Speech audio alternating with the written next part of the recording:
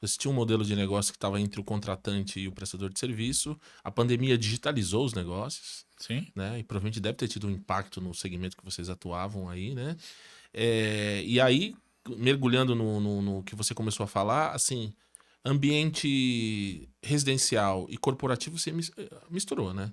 O ser humano sempre foi um só, mas o ambiente perfeito. convergiu, né? Convergiu, e a gente tem que estar. A gente teve que entender que momento era esse, né?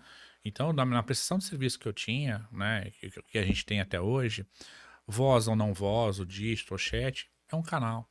A gente faz uma integração, concebe a inteligência pro contratante e é tranquilo. A gente não teve um impacto tão grande nesse sentido, né?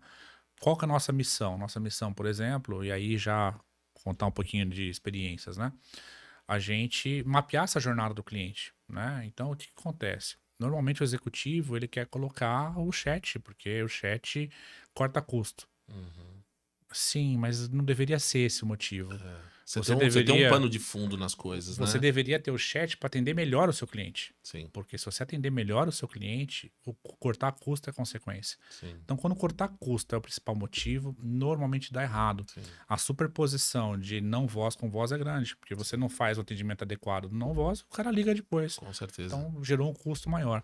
Então, putz, eu quero atender o cliente com qualidade, eu invisto em base de conhecimento, eu começo a entender quais são as dores do cliente, me preparo melhor. Uhum. Aí você consegue cortar, como consequência, ter o corte de custo, mas sempre zelando pela experiência do cliente. O corte de custo, na verdade, para mim, ele está no entendimento da jornada, né? Você Sim? precisa entender a jornada do seu consumidor, né? O que eu falo, tudo pra gente é ferramenta, né? Uhum. Chat, voz, e-mail, automações, robô, para mim, eu sou um defensor disso, né? Cada ferramenta sim, tem o seu momento adequado dentro de um contexto, de uma experiência do usuário e o usuário que na realidade tem que determinar, né? O preço pode ser, cortar custos às vezes pode ser ganhar mais, aumentar a margem ou diminuir realmente a operação, né?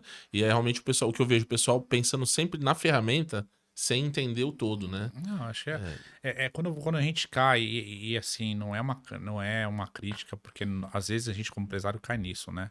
Mas eu falo muito da administrar a pobreza. Não, gente, uhum, não adianta a gente querer cortar custo aqui, porque vai sim, perder excelência ou perder cliente. E claro. aí você gera um ciclo de miséria que não faz o menor Escassez e sentido. prosperidade, né? O pensamento, né? É isso Né? mesmo. Então, poxa, vamos estar lá, vamos estar do lado do cliente, entender, né? E vamos entender que hoje em dia ligar para a pessoa para pedir uma segunda via de boleto não faz o menor Não, sentido, menor sentido. né? Então agora pensa no outro contexto, Da né? mesma forma que assim, que uma venda complexa, necessariamente ela tem que ser humanizada, né? E isso que eu ia te comentar, cara. Então, É, vamos colocar. A voz, ela tem que estar numa parte nobre da abordagem, claro. nobre do atendimento. Então, vou perder um cliente.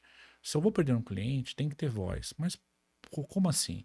Ah, para reverter mais? Não necessariamente. Porque de repente o cara tá tão atritado que é melhor você liberar a pessoa. Mas antes disso, ter um diagnóstico. Claro. Saber por que a pessoa está saindo da empresa. Tenho 5 anos de empresa, por que está saindo?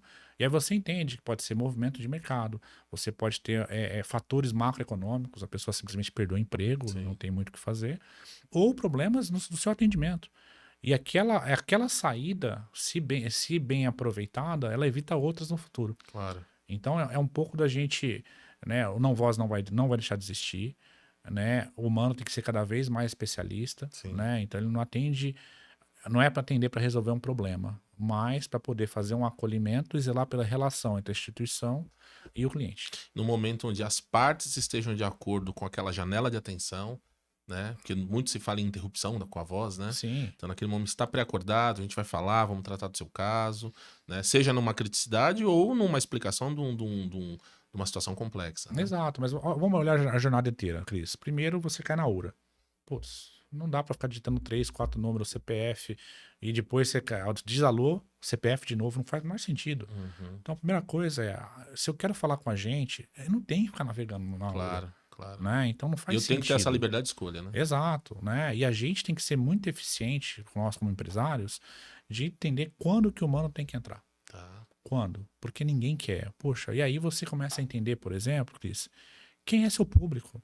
Poxa, um jovem naquela velocidade toda, ele não vai querer navegar numa URA, ele vai Não, querer ir para o WhatsApp. sim. né? Ao mesmo tempo que um idoso, ele vai querer falar com uma pessoa que vai ter dificuldade, que vai ter, digite seu, qual que é o número da sua conta, minha senhora? Vai demorar um tempo. E Claro. aquele tempo tem que ser prazeroso, tem que ter um acolhimento.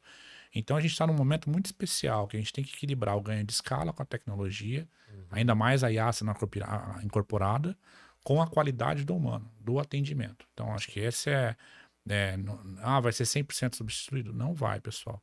Ah, mas ele tem que ser um especialista na relação entre cliente e a instituição na qual ele está falando.